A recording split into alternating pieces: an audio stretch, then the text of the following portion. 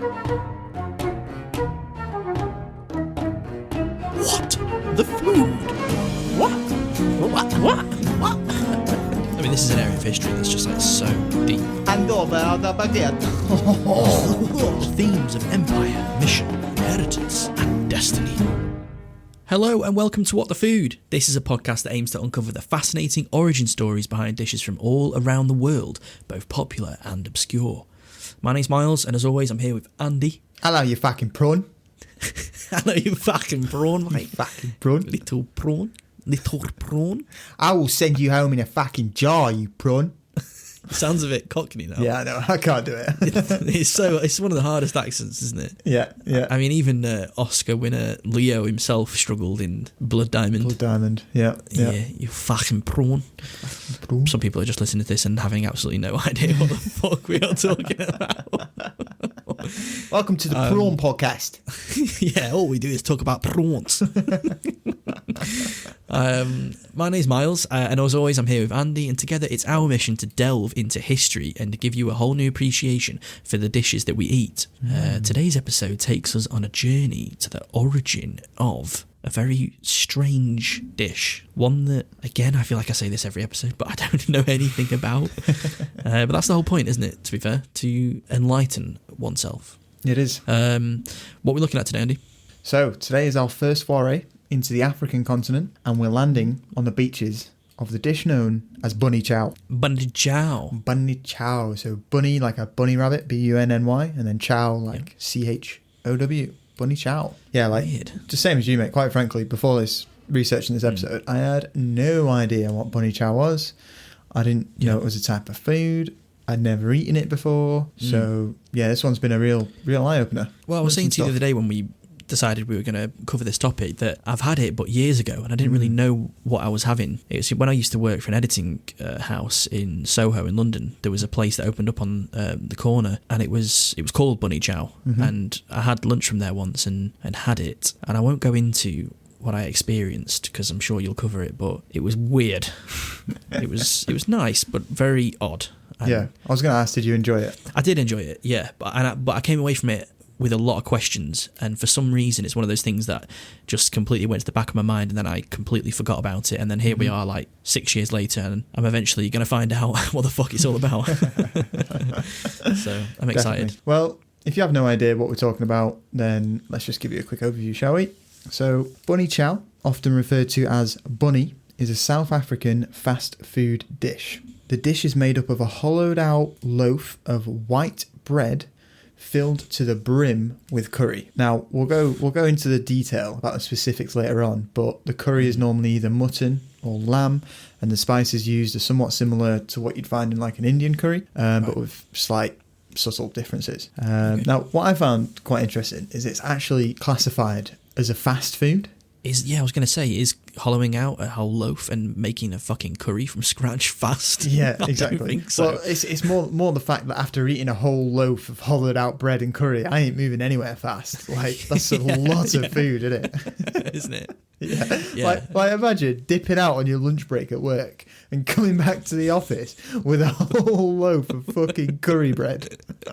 Yeah, if bread couldn't get more dense, you've actually hollowed out the middle of it and put in a far more dense substance in the middle of it. Yeah. Just fucking pull up to your desk, not a word to anyone. Just whip out a whole loaf of bread.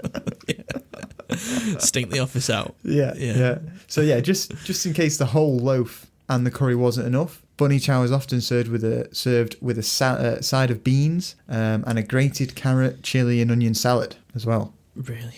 Right. Okay. This is a calorie-intensive meal, to say the least.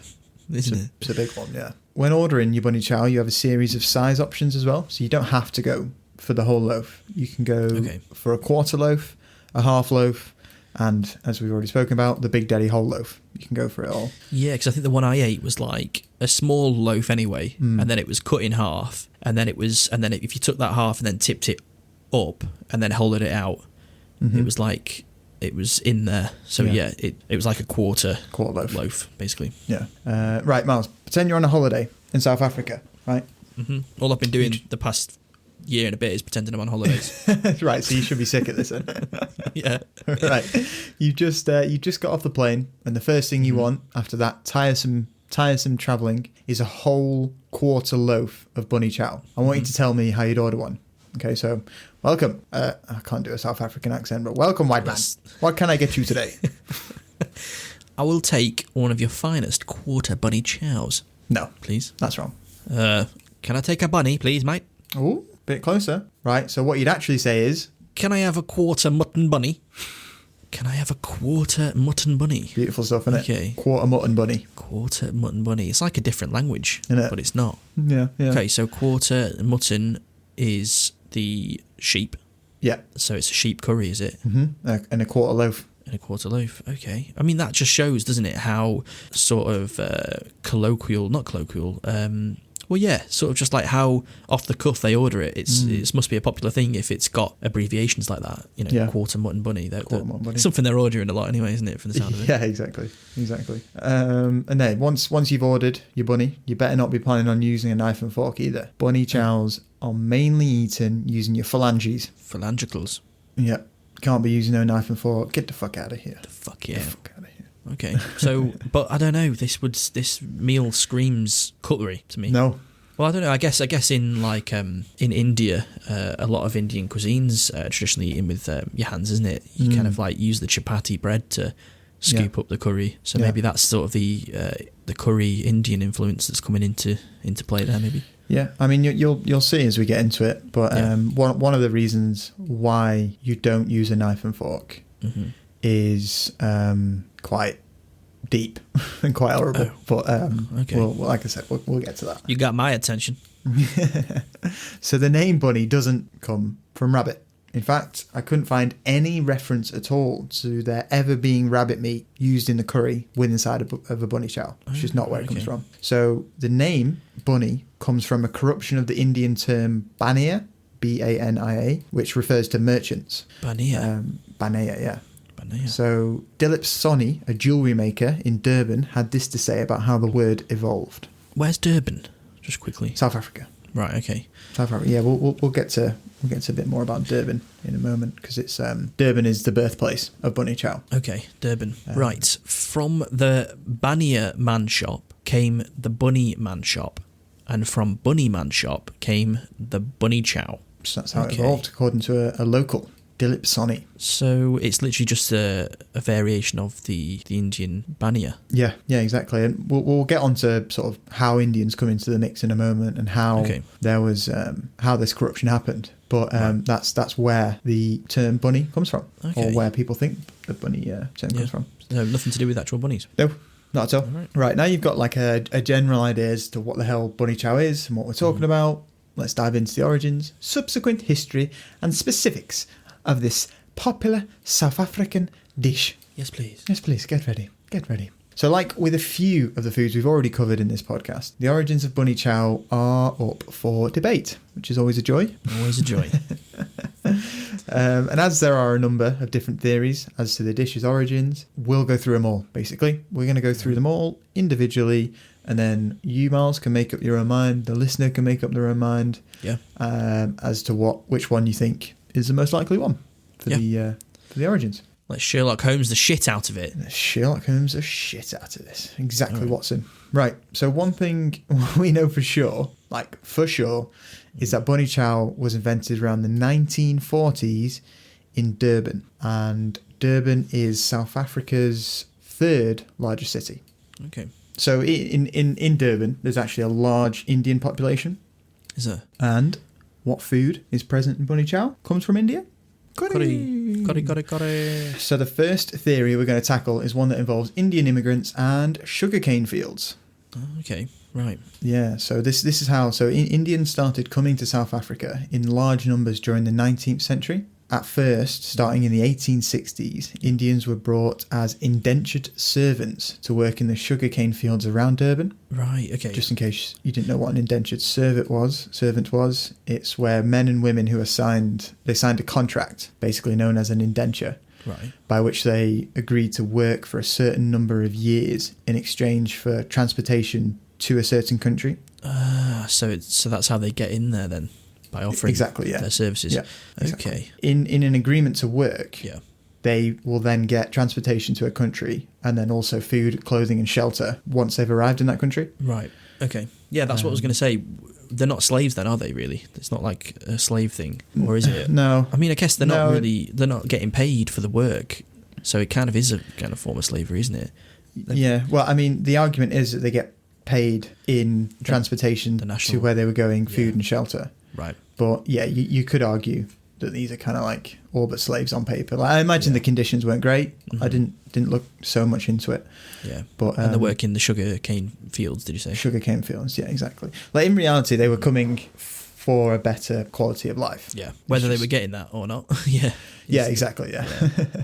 Like, it's back-breaking work, obviously. It's not fucking, working at a grocery store. No. This is like back-breaking, hot as fuck South African weather on a sugarcane field, which is rough with there being, not that great machinery as well, not that great technology. Yeah. I was going to say, how long are these contracts? Are they, ridiculous contracts that they've done, like 10-year labour? Or... Yeah, I couldn't. I mean, I didn't look too much into it, but I imagine surprised it was, if they were, extortionate sort of lengths of time. Yeah. I'd imagine so. Yeah, I'd imagine so. So yeah, you had the indentured servants coming in around the 1860s, and these were followed soon after by passenger Indians, so called because they paid their own way and basically came to work in South Africa as either artisans or merchants. Right. So these weren't working in the fields. These were, people setting up shop and businesses. Yeah. Now, what have we already learned about immigrants and what happens when they arrive in new countries?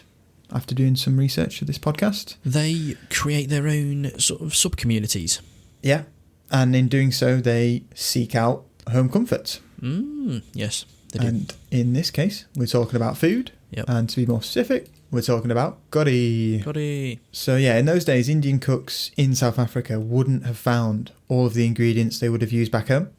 So instead, they would have had to use basically what was around them, what was being grown in their country, what they could get their hands on in their new country. What they could get their hands on in the new country, and work with that. So this is where you start to see sort of fusion happening, isn't it? Exactly. Yeah. So the spice mix found in a Durban curry remains distinct from what you find across the pond in Mumbai. Right. So there's different spices at work. It's quite similar. Like, they obviously use bits of garam masala and spices like that. Similar cooking methods as well. Yeah, exactly. Yeah. But there's just, you can see they've used, I think Durban includes a lot of fenugreek, whatever it's called. Whereas some curries in Mumbai don't have that. So yeah, there's a few minor changes. Yeah. But you might be asking, why didn't they just stick to what they know and enjoy their curry with rice, or curry and roti, or curry and naan, or whatever? Well, primarily they didn't enjoy rice because rice was not really a crop grown in South Africa until kind of fairly recently, to be honest. Right, okay. We spoke about this in a previous episode, didn't we, about the climate of cultivating wheat as opposed to rice, wasn't it? And we were saying that rice is often found in Asia because it's like a more humid climate that's better suited for growing rice, whereas wheat's often exactly, and wheat's often in the drier sort of northern parts of the world. So you're saying in South Africa they weren't traditionally harvesting rice? No, it's only a fairly recent crop that they've started to grow in East and South Africa, and sort of during this time rice was actually traditionally eaten as a delicacy. So because they only really imported it, or they only grew it in really small amounts, it was not an everyday thing. No, poor sods didn't have rice then for ages. No, exactly. Bloody hell. Exactly. Yeah. And the second reason why they didn't just jump on the old rice and roti trip was working in the sugar fields would have been a grueling job that would have demanded immense amount of energy and therefore calories. Right, got you. So it's thought that a Bunny Chow was invented to cater for these Indian labourers that needed a full day's worth of energy in a meal, basically. Right, hence the fucking ginormous stodginess of this dish. Exactly, yeah. But is that economical, though, for these workers to be issuing them the best part of a loaf of bread each? I would say so. Because like the bakers back at fucking HQ. We need 7,800 loaves today, please. Yeah. Bakers are absolutely like the bakers are working harder than the bloody people in the sugar fields at this rate. Yeah. Cranking out these massive loaves for everyone. We need more loaves. And then the next kitchen is the curry guy, and he's fucking smashing out loads of curry. It's like, I bet they can't wait to start working in the sugar fields. A bit of a rest. Yeah. To get away. Yeah. When you're shit in the sugar fields, they demote you to the fucking bakery and the curry house. Yeah. Yeah. But yeah, so this is just one of the theories. I mean, in a way, it makes sense because obviously it's. Wait, also, can I just say, in my mind, I just got an image of like hundreds of thousands of these people. I mean, obviously not hundreds of thousands, but thousands of these workers in fields all eating Bunny Chow. They're all eating curry in loaves of bread, sat in the fields. Like, I'm imagining innit? I'm imagining them like filing in for work. You know how like they've got like in a normal place you'd have people carrying lunch boxes and shit like that, but everyone's just carrying loaves of uncovered bread with just curry pouring out of them. Yeah, no, that's your lunchbox. You bring in your emptied out loaf, exactly, and they just get a big ladle of curry and slop it in, and off you go. Exactly. God. But I mean, this is just obviously one of the theories. Okay, got you. And you know, it on paper it makes sense because you know we're dealing with Indian labourers. They would have been fond of you know, some of them would have been fond of curry coming from India, and they needed a calorie-rich meal, which Bunny Chow certainly is. Mm-hmm. It was cheap to make. It was designed to be eaten with the hands on the go. You know, it all points to being a good food for labourers, basically. Yeah, and maybe the bread element of the dish was quite novel to these Indian workers as well. Because, you know, like bread in India is often like flat. It's unlike, you know, it's flat bread, isn't it? It's naans and it's your chapatis and roti. Roti, yeah. So it's like this loaf might have been an interesting element to the dish for them. Potentially. Yeah, for sure. So, I mean, like I said, that's just one of the theories. Another theory we have on the origins of Bunny Chow is straight from the locals of Durban themselves. Oh, okay. Yeah, so this is just a short one, but I thought it was interesting enough to include. So, Sony, the jewellery merchant we heard from the beginning. Oh, yeah. Dilip. Says that he... Dilip Sony. Dilip.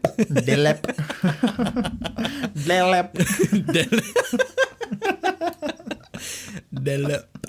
I can't even do it.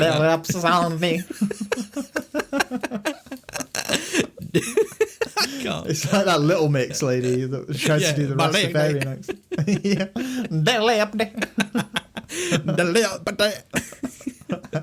Right, Dilip Sony. Dilip. Was he like a roadman now? Dilip.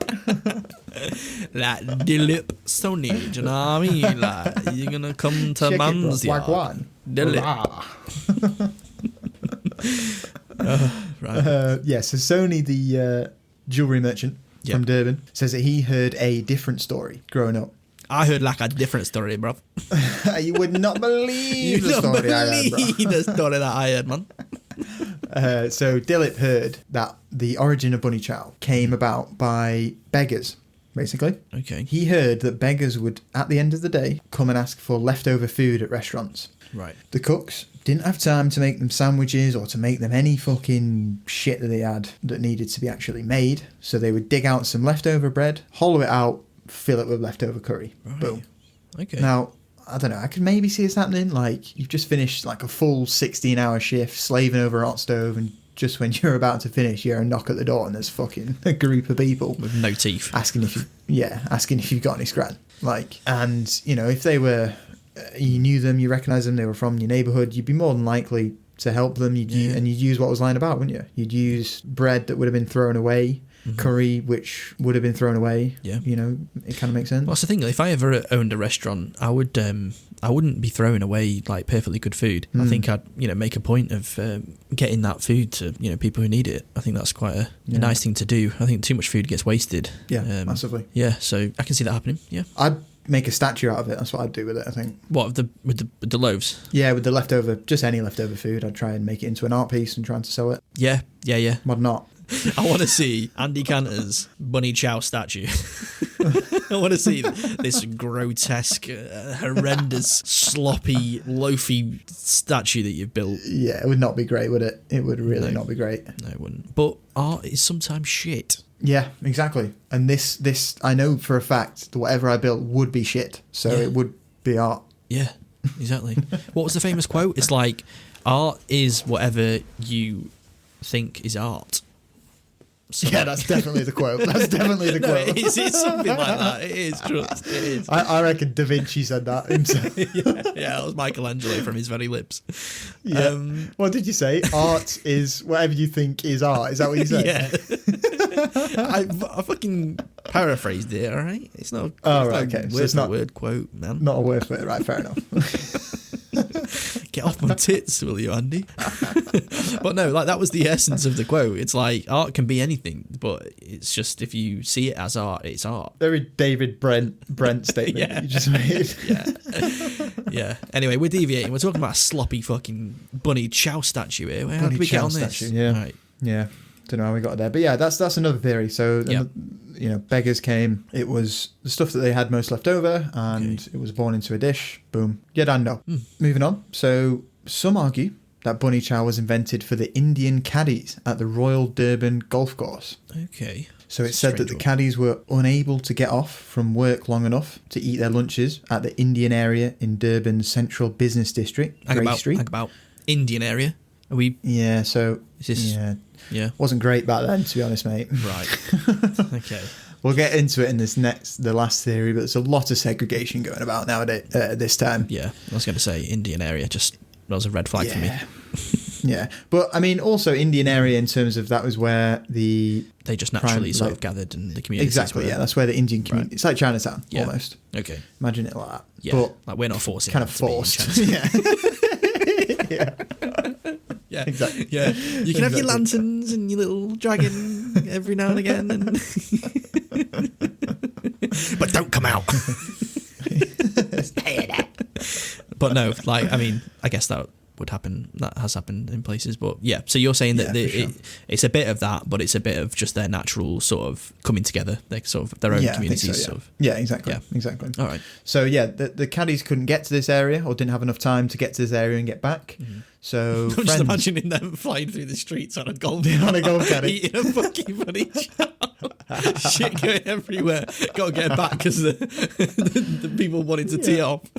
Yeah. Yeah, they're just waiting on the tee, and he just swings up on his golf caddy, fucking drops curry all over the ball in the green. The pristine grass, like beautiful green grass, and just fucking curry and loaves, like smush the shit into it. Yeah, man. Sorry, mate. Horrendous. Sorry, mate. Oh, good. 4. 4.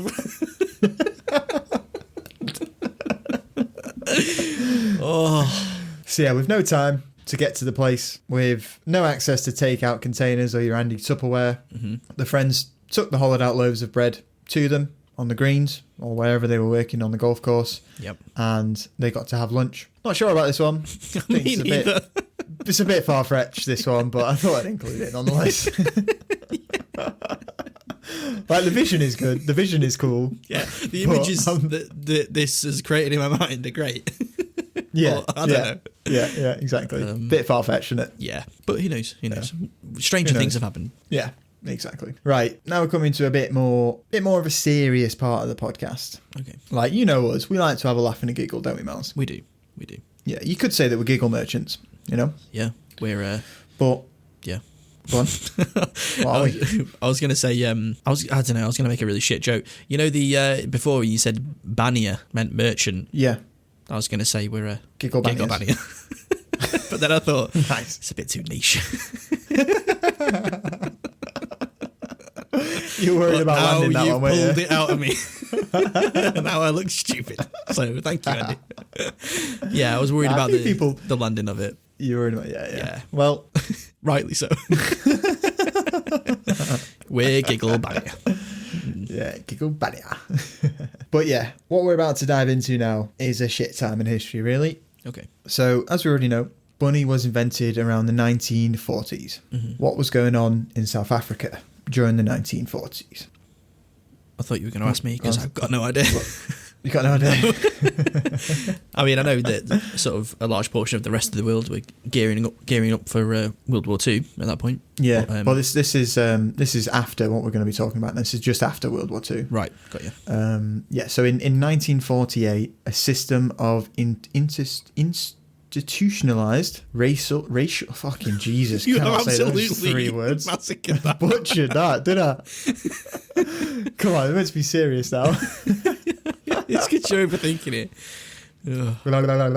Institutional. I can't say it. Institutionalized. Is that how you say it? Institutionalized. Institutionalized. Yeah, that's it. Yeah. In 1948, a system of institutionalized racial. I can't laugh and say institutionalized racial segregation. Can I?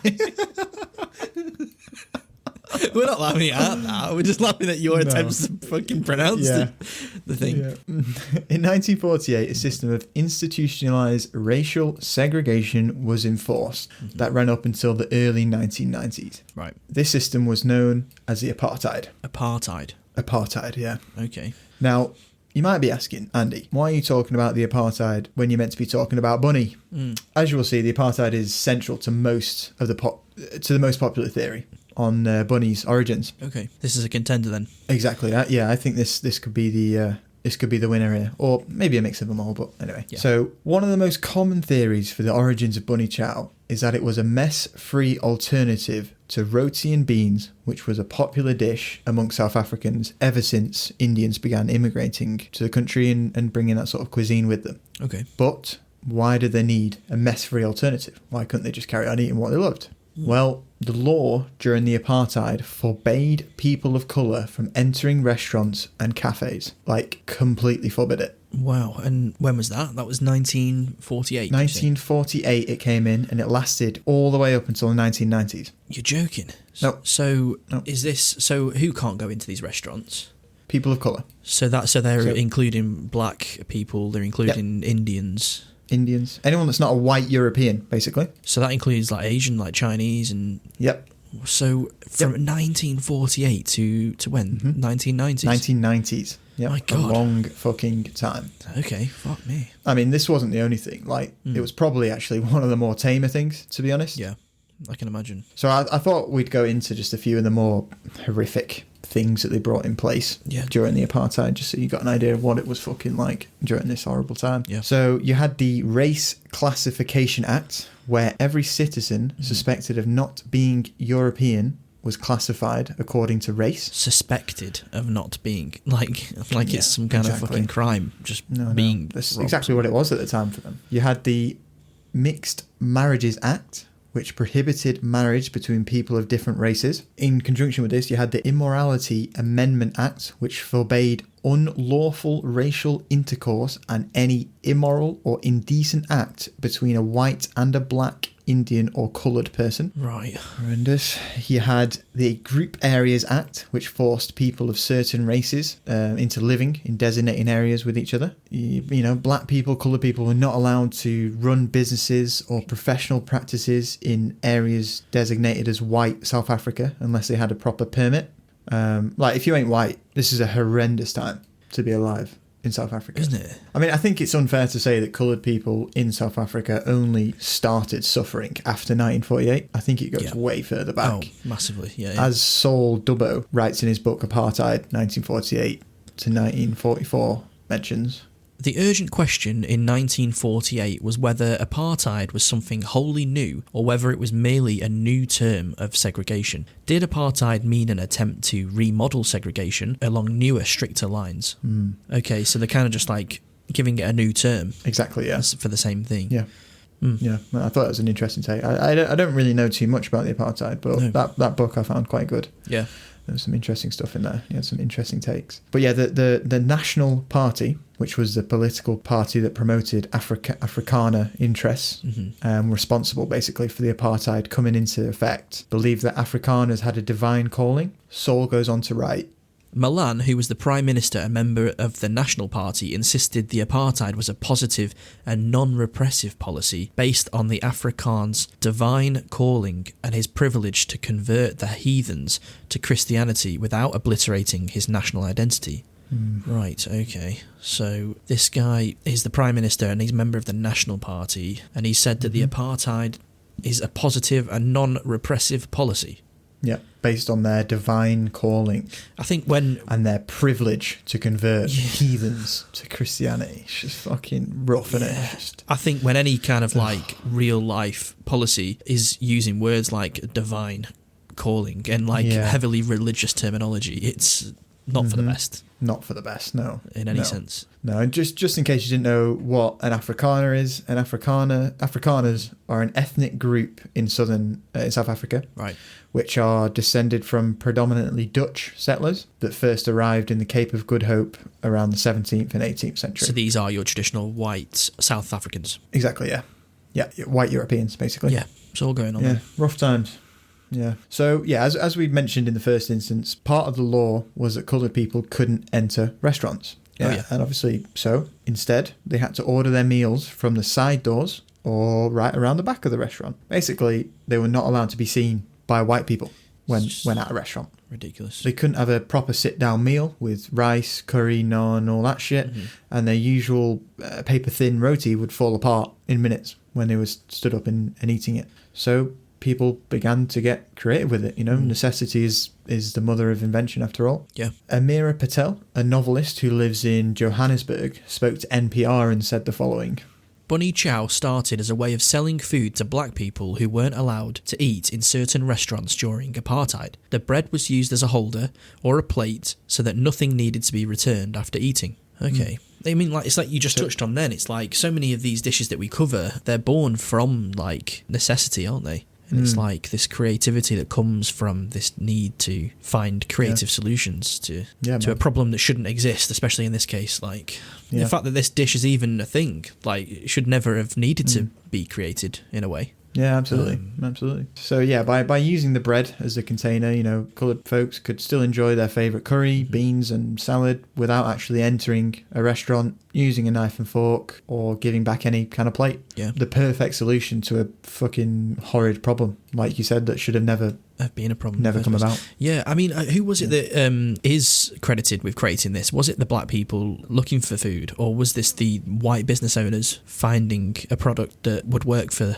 the black people as well? Which way around was it? Yeah, I'm not really sure, to be honest. I think it would, obviously the people making the curry would have more than likely been Indian. So I imagine it would be the Indian chefs. Yeah, that sort of want to help out and create something that's within the confinements of this new racist law that's been created. Yeah, exactly. Or, it could be, coloured folk working in an Indian restaurant, because obviously coloured people was Indians, blacks, Chinese, whatever. Everything that wasn't a white European was coloured. Right. So, they were all thrown in the same basket. Yeah. So, they would have had the same rights as each other. Yeah. So, they could have been working in the same place, and it could have inspired each other and to create something like this that solves a horrific problem. Absolutely crazy. I mean, I guess to this day there's going to be hugely mixed opinions on Bunny Chow and whether, like mixed feelings about it. Yeah, yes, that's good. Interesting that you picked up on that. I read, when I was reading that NPR article, there was a bit in it about some black people living in South Africa at the moment get angry when they see white people coming and eating Bunny Chow. Right, yeah. Because like you said, it's the irony of that. It's white people's fault. Yeah, exactly. Yeah. Yeah, that's crazy. But that's crazy because, like, I was in London and I was eating Bunny Chow and I was just eating this dish and had absolutely no idea about any of the stuff. deep-rooted history in the shit that we eat. Yeah, that's the whole... Get that as a tagline for the podcast if I've ever heard one. Yeah, exactly, innit? Yeah. But no, like, this is a great example, isn't it? Like, of, these undiscovered stories behind dishes that we just kind of take for granted. Mm-hmm. But that is crazy. That is absolutely mad that sure. was even a thing. And right the way up to the mid-90s as well. Yeah, it's where we were born. Alive. Yeah. Horrendous. Yeah. Well, on a slightly lighter note, in doing this research, I actually discovered that almost every major city in South Africa has its own suitcase sandwich, right. which is just jokes. They basically have an overstuffed creation that's a meal put between two slices of bread. Right, okay. Like in Cape Town, they have something called the Gatsby, and in Johannesburg, they have something called the Kota.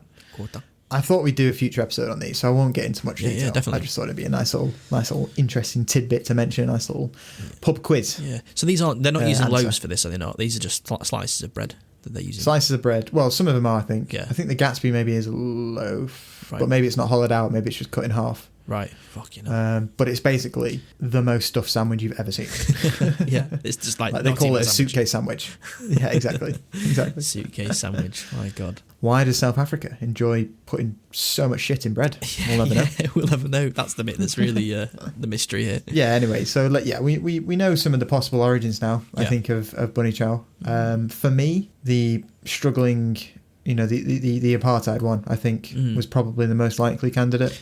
It would have been nice to have had the, the caddy men flying around. Yeah, would have been a bit more light-hearted, wouldn't it? Yeah. But, I think you're right in this case. Yeah. But, I mean, to be fair, it could be highly likely that all three could have happened, around the same time, chain of events. But, so let's move on to some variations of Bunny Chow. I think that'll be a cool next thing to explore. Yeah. So the OG Bunny Chow, more than likely, started off as a vegetarian dish. Ugh. Yeah, so it would have been your standard loaf of white bread filled with vegetable Durban curry and served with some beans, possibly a side salad, as we've already said, consisted of like grated carrot, chili and onions, that sort of stuff. I don't know why I stick my nose up at the sound of vegetarian, because there's whole provinces in India of just vegetarian cuisine, and this is some of the oldest cuisine in the history of humanity, so this food is going to taste unreal and it's got no meat in it. So so apologise. I should shut my mouth. Yeah, so this is a veg curry version. Yeah, well, it likely would have started off Yeah. As a vegetarian dish, yeah, for sure. Okay. So you would have had the side of beans and salad. Some other possible sides would have been Indian style pickles. Mm. So your mango pickle, your lime pickle, your lemon pickle. Love that stuff. Your watermelon pickle. Never had watermelon pickle before. No, I'm just joking. Made that one up. Oh. Yeah, I was well like, oh, that sounds kind of interesting. Sign me up. Watermelon pickle. Watermelon. I think they actually do pickle watermelons in certain countries.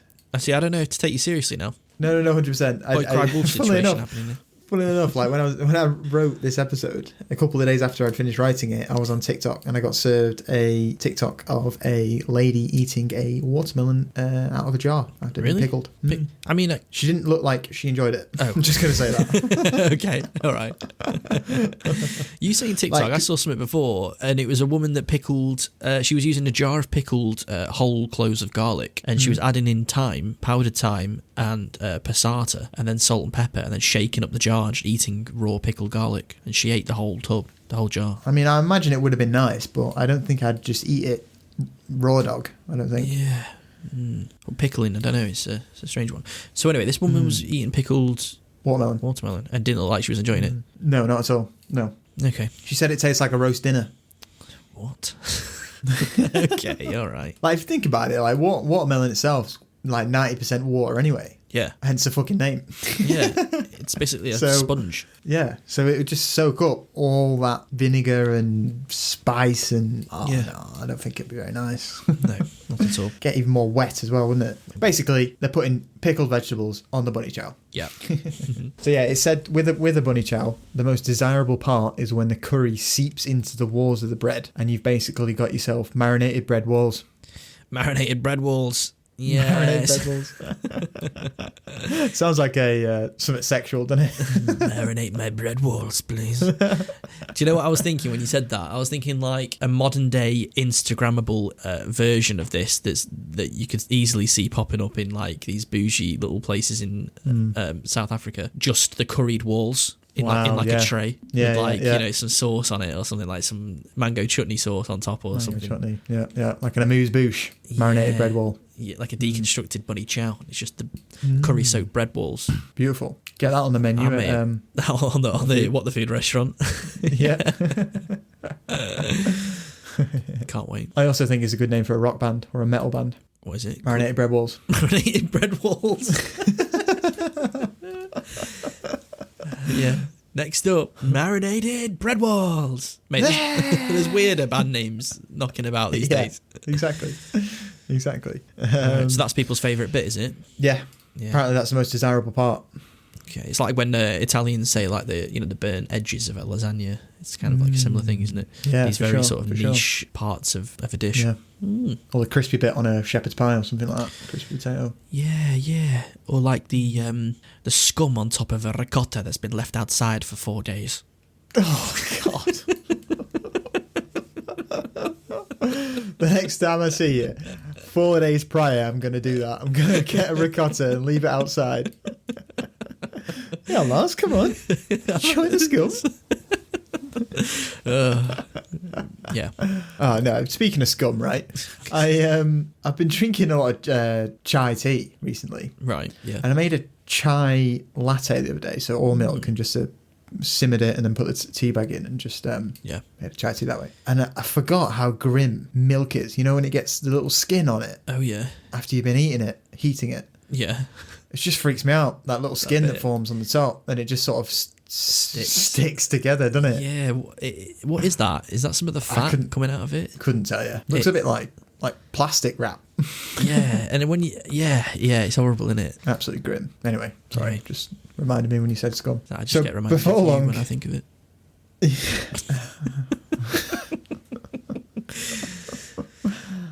Daily up, Sonic. Daily up, Sonic. So before you're long, you could buy yourselves loaves of bread filled with mutton curry, lamb curry, chicken curry, trotters and bean curry, and all sorts, really. Don't just throw that in there like it's normal. What did you say then? Trotters and bean. Is that trotters, like... You strike me as a trotters and bean curry kind of guy, you Miles. Fuck off, bruh. Is that the meat from the trotters? Yeah. Yeah. I've had trotter nuggets before, actually. I bet they're in the freezer right now, aren't they? Ready to go. Yeah. Bernard Matthews trotter nuggets. Bernard Matthews, no. Right, next to your trotter Twizzlers. Yeah, and my fucking ricotta scum.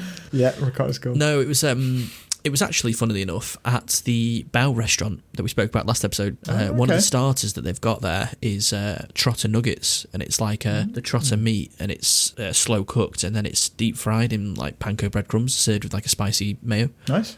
Really good. But trotters, just the idea of them is not about it. No. So basically, as the popularity of Bunny Chow rose, more and more experiments were done on the type of curry you could place inside of it. So, like, even went as far as, you know, some people would even include like chips with curry gravy, fried sausage, cheese, eggs. Basically, whatever you've got lying about, shove it in this hollowed out bread, please. And call it a Bunny Chow. Bunny Chow. You know, perhaps it's Easter and you've got a fuck ton of chocolate left over. Make yourself an Easter Bunny Chow with chocolate curry.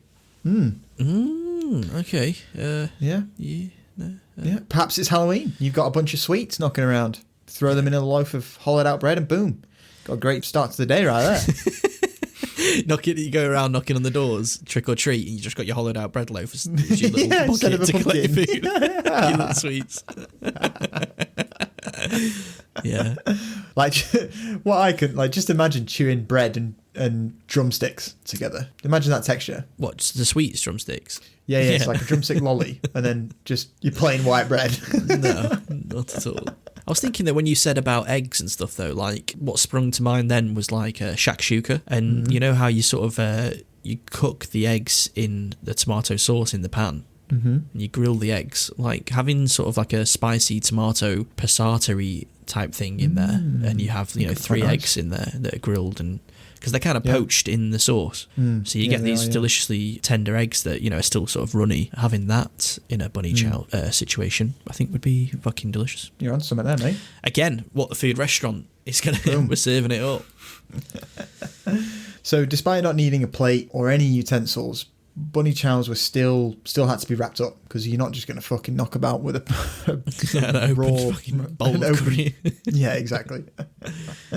And they were most commonly wrapped, you guessed it, in the previous day's newspaper. Were they? Just like fish and chips. Yeah. Are they still doing that today, or are they also caught up with the health and safety element? Yeah, they've also caught up with it, yeah. Yeah, fair play. little if you haven't listened to our fish and chips episode yet, then get yourself sorted. Go and have a listen. It's a good one. Go on, we'll wait. Yeah. Hit pause, come back. Have you finished the episode? Oh yeah, 6th episode, wasn't it? Yeah, that's so really good, yeah.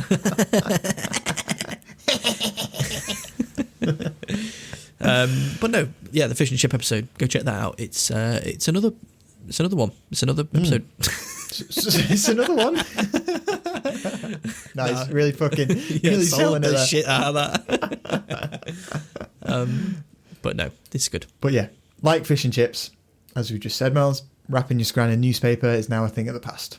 Yeah. Nowadays, takeaway bunnies are typically sold in bunny boxes to retain heat and prevent leaks from the curry. Bunny box. Bunny box. Bunny box. What's in that box? It's a bunny. It's a bunny chow.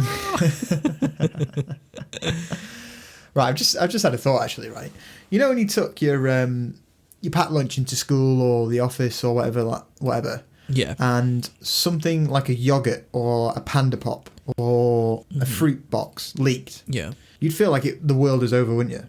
Oh, yeah. The cleanup was just too much to even think about. Imagine taking a whole loaf of bread filled with curry as you pack lunch. Yeah. Like the stakes are so much higher. Aren't they? You are living life on the edge if you're doing that on the reg. Oh, yeah. Yeah, absolutely. Teacher, the curry's everywhere. Bunny chow's exploded. There's a hole in my loaf.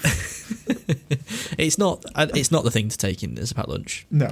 I'm trying to think of like when, except working in a sugar field, is a good time to eat this dish. Because like in a restaurant, I mean, you're not going to just knife and fork in a nice posh restaurant into a loaf of bread with curry in it, but then you're not going to eat it on the go either, because it's just got so much. People do. Do they? Yeah, they eat it on the go.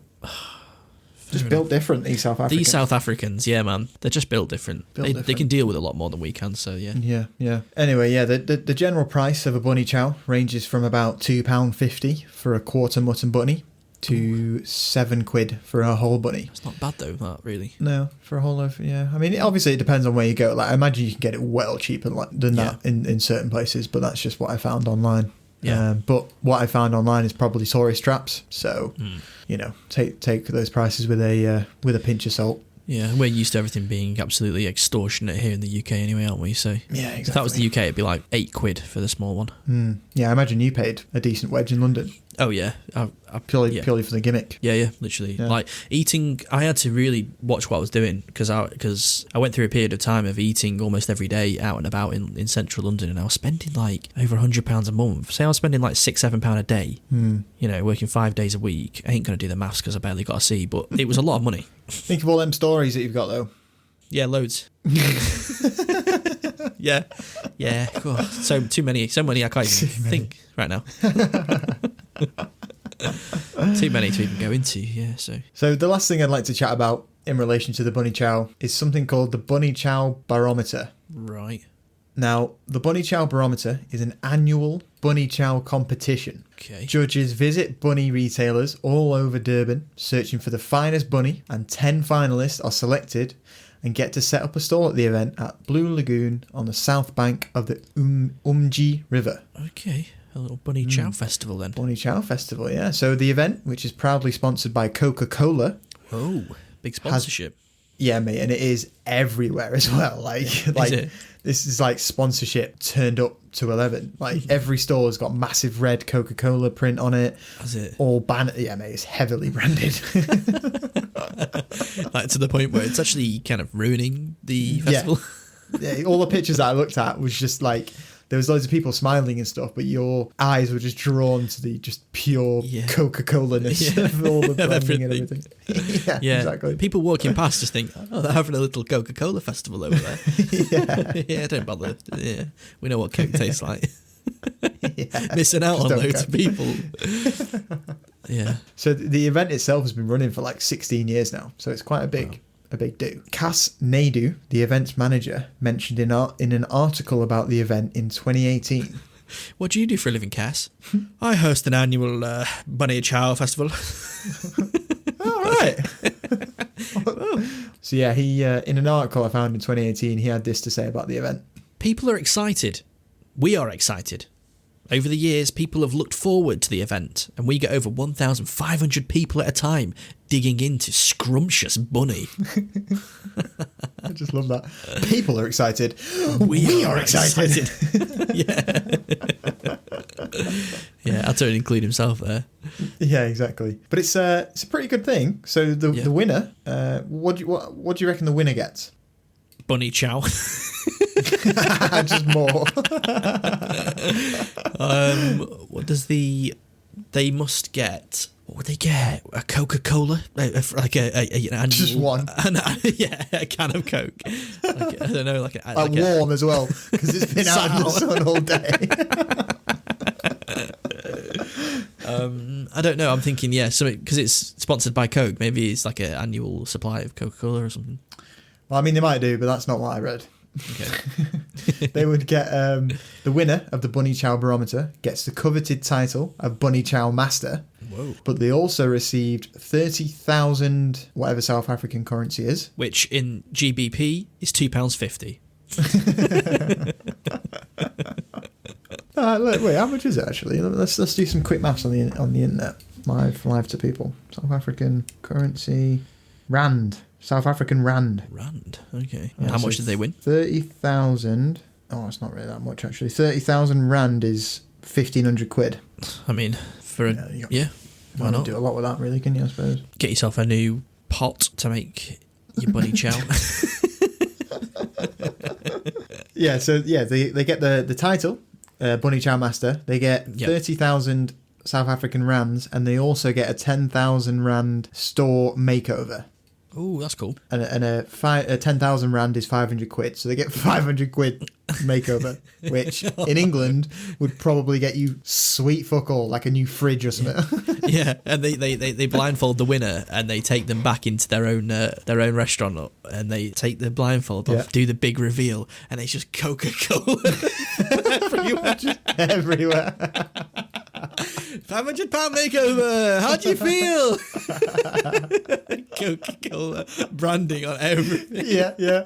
And they've took out all like the cookers and the ovens, and they've just put fridges in. There's just Coke in. Full of Coke. Full of Coke. Now it's just a Coke shop. Yeah. Your Bunny Chow is so good. We don't want it to be sold ever again. Brilliant. But yeah, no, pretty good prizes. Pretty good prizes, I suppose. Yeah. I mean, seeing as though you were just going about your daily life making Bunny Chow at your own establishment, and someone comes along and orders one, and then suddenly you're getting paid, 1,500 quid or whatever.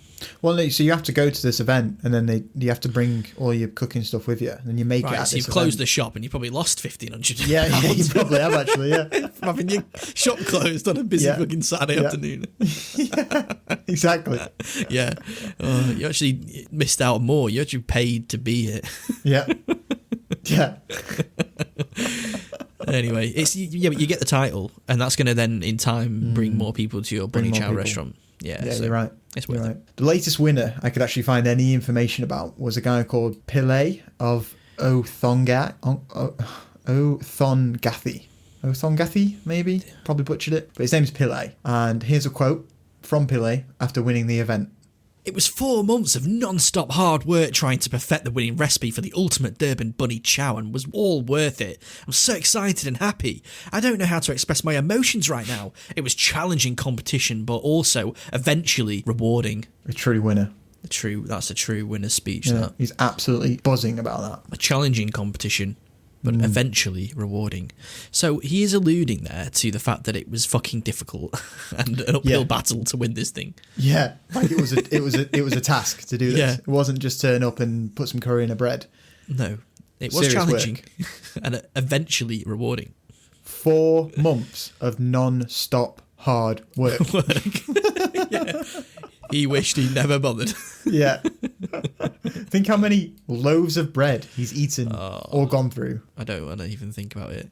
No. And also, imagine being a judge at this event. Imagine how much hard work that is. Like, you have to eat. So I think they said 10. They invite 10 of the best. So within that day, you have to at least eat or taste 10 bunny chows. And how different are they going to taste, these things? Yeah, exactly. It's a traditional Durban curry, so there's only certain things you can do if it's a traditional Durban bunny chow. So exactly.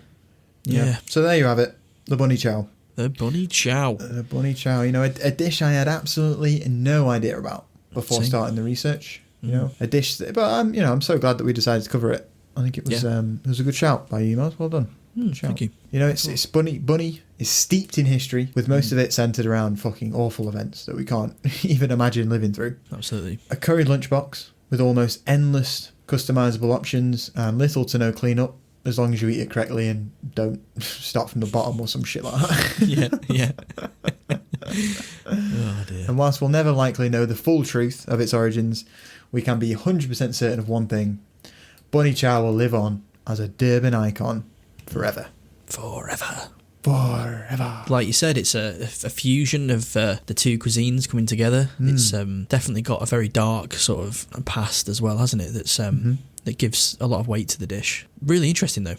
Like, yeah, man. Super interesting. What a weird dish though. When you just, like, the more I think about it, the weirder I find it.